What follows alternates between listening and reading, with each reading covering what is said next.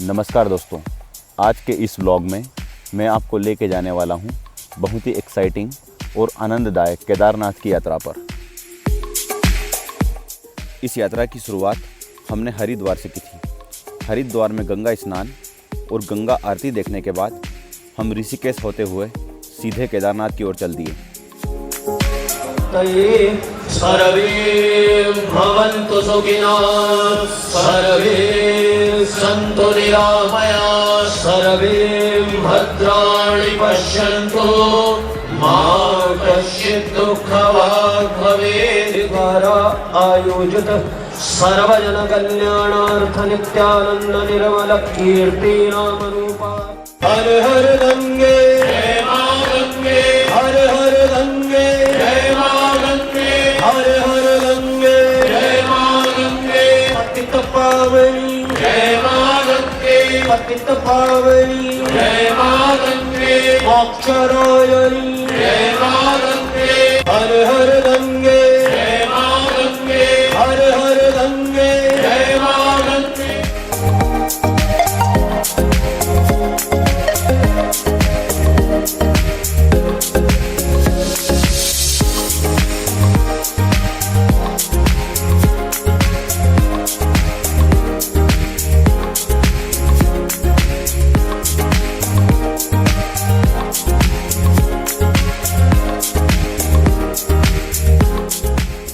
ऋषिकेश में हमारे पास ज़्यादा समय नहीं था, इसलिए हम वहाँ पर केवल लक्ष्मण झूला ही देख पाए। ऋषिकेश में लक्ष्मण झूला और उसके आसपास का व्यू इतना शानदार है कि किसी का भी मन मोह सकता है।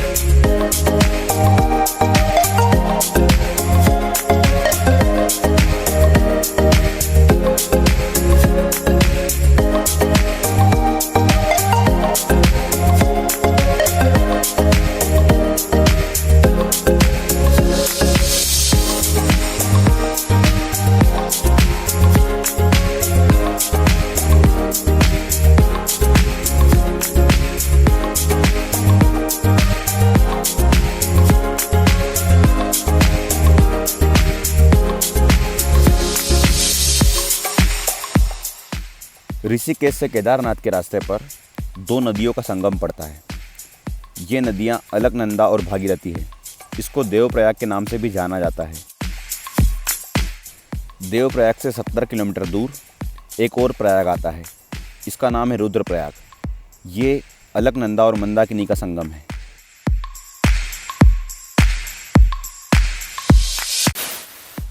केदारनाथ की यात्रा में रुद्रप्रयाग के बाद अगला पड़ाव आता है गौरीकुंड। ये एक गर्म पानी का कुंड है और यही वो जगह है जहाँ से केदारनाथ के लिए ट्रैकिंग चालू होती है।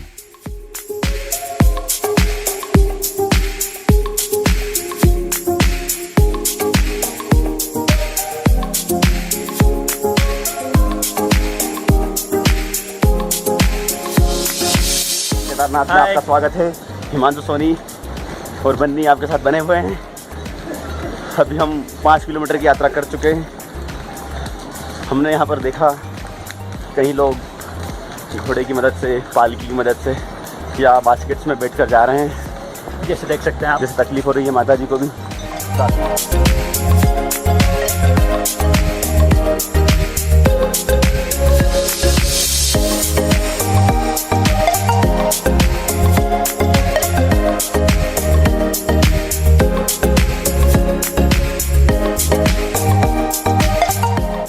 माता जी जिनको हिमांशु प्रणाम कर आगे चलने की शक्ति के लिए आशीर्वाद लग चाहते हैं, फिर से कीजिए माता जी एक्सपीरियंस। ये बहुत ही अच्छा एक्सपीरियंस रहा हमारे। धन्यवाद माता जी, आपने हमें आशीर्वाद दिया। जिससे हमें ऊपर जाने की प्रेरणा शक्ति मिलेगी।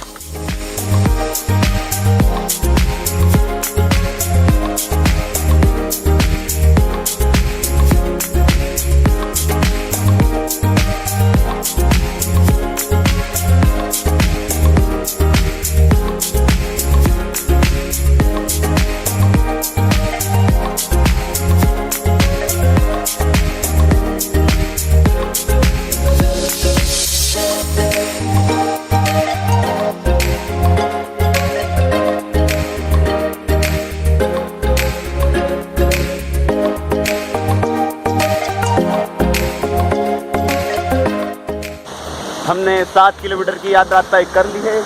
ओहो, आपको शायद झरना या वाटरफॉल देखने को मिलेगा। और ये देखिए, जो लोग घोड़े से आते हैं वो भी रेस्ट कर रहे हैं, जो घोड़ा लेकर आते हैं वो भी रेस्ट कर रहे हैं, और घोड़ा भी रेस्ट कर रहा है, क्योंकि कंटिन्यूस घोड़े ने हमारे सामने 7 किलोमीटर की यात्रा तय की है।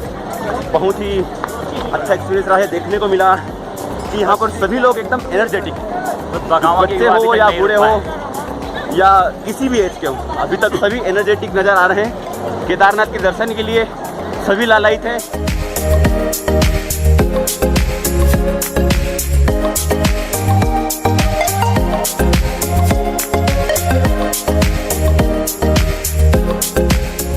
सतसृष्टि तांडव रचयिता नटराज राज नमो नमः। सतसृष्टि तांडव रचयिता नटराज राज नमो नमः।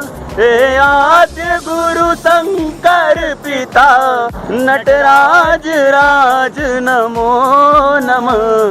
सतसृष्टि तांडव रचयिता नटराज राज नमो नमः।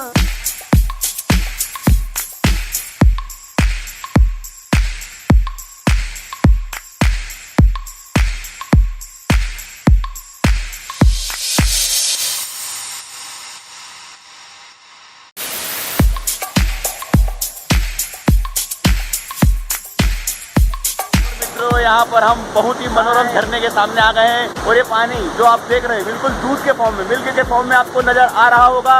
ये ऊपर से ग्लेशियर से पिघल कर आ रहे हैं। अभी हम इसमें थोड़ी देर बाद नहाने वाले हैं। नहाने की शक्ति हर किसी में नहीं होती। यहाँ पर नहाने के लिए एक विशेष प्रकार की एनर्जी और ऊर्जा चाहिए होता है।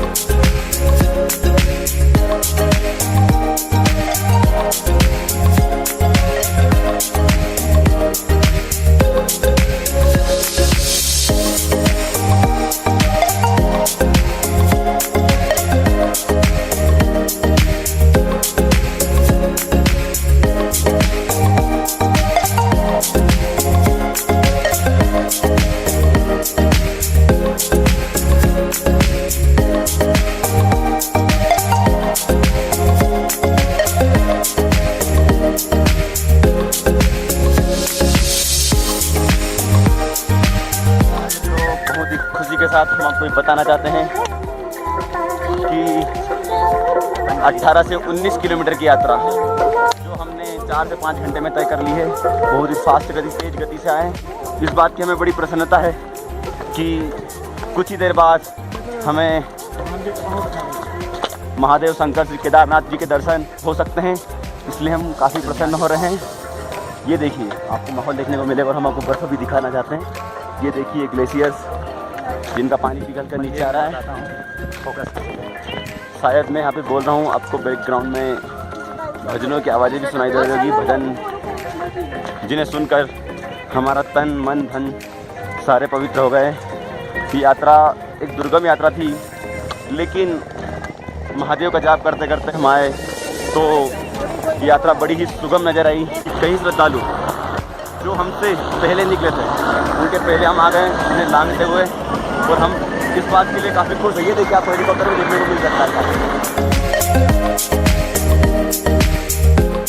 तो बहुत ही कठिन चढ़ाई के बाद हम श्री श्री श्री केदारनाथ जी के मंदिर में पहुंच ही गए हैं। आपको पीछे केदारनाथ मंदिर दिखाई दे रहा होगा। हमें बड़ा ही आनंद महसूस हो रहा है। आपको मंदिर की घंटी भी सुनाई दे रही होगी। और अब हम भक्तों की भीड़ भी आपको दर्शन कराना चाहेंगे। 10,000 से ज़्यादा ही एक लाइन में लगे हुए, मतलब क्यों काफ़ी लंबी है।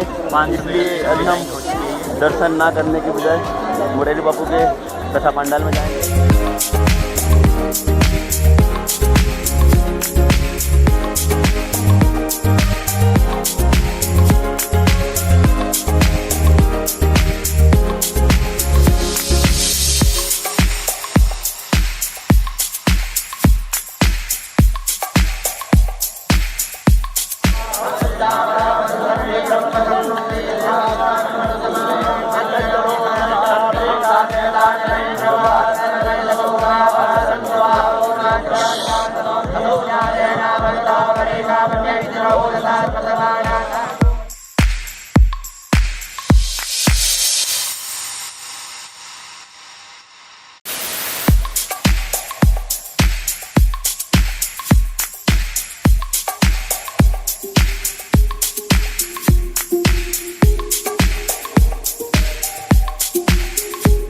नमस्कार मित्रों, अभी हम केदारनाथ में सुबह 6 बजे यहाँ पर अलग अलग प्रकार की शिलाओं पर बैठे हैं।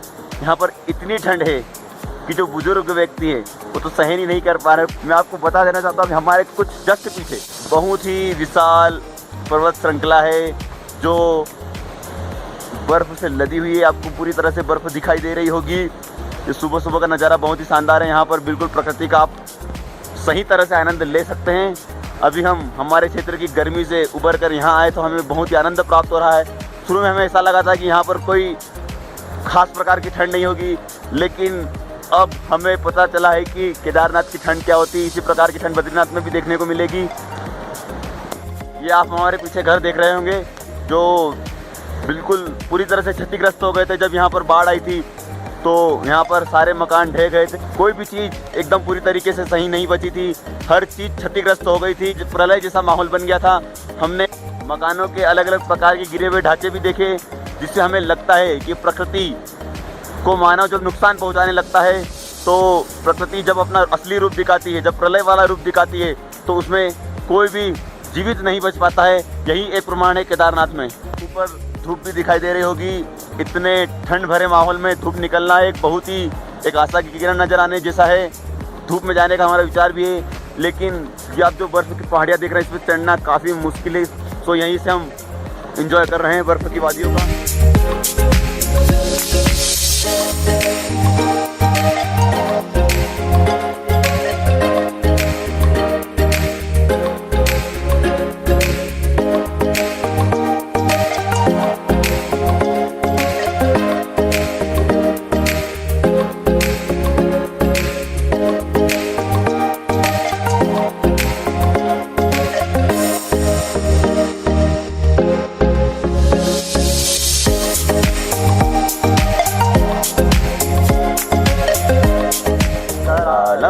महाकाल कालम कृपालम गुणागार संसार पारम नतो हम तुषाराद्रिसंकाश घोरम गंभीरम मनोभूत कोटि प्रभाश्री शरीरम स्फुरन्मौलि कल्लोलिनी चारु गंगा लसद बाल बालेन्दु कंठे भुजंगा चलत् कुंडलम भ्रूसुनेत्रम विशालम प्रसन्नाननं नीलकंठं दयालम मृगाधीश चर्मांबरं मुंडमालं प्रियं शंकरं सर्वनाथं भजामि प्रचंडं प्रकर्षं प्रगल्भं परेशं अखंडं अजं भानुकोटि प्रकाशं त्रयः शूल निर्मूलनं शूलपाणिं भजेऽहं भवानी पतिभावगम्यं कलातीत कल्याण कल्पान्तकारी सदा सच्चिदानंद दाता पुरारी चिदानंद संदोह मोहापहारी प्रसीद प्रसीद प्रभो मन्मथारी न यावद् उमानाथ पादार विन्दम् भजन्ति अलोके परे वा नराणां न तावत् सुखं शान्ति सन्तापनाशं प्रसीद प्रभो सर्वभूतादिवासं न जानामि योगं जपं नैव पूजा न तोऽहं सदा सर्वदा सम्भुतुभ्यं जराजन्म दुःखो गतातप्यमानं प्रभो पाह्यापन्नमामि सशम्भो रुद्राष्टकमिदं प्रोक्तं विप्रेण हरतोऽसैत् ये पठन्ति नरा भक्त्या तेषां शम्भुः प्रसीदति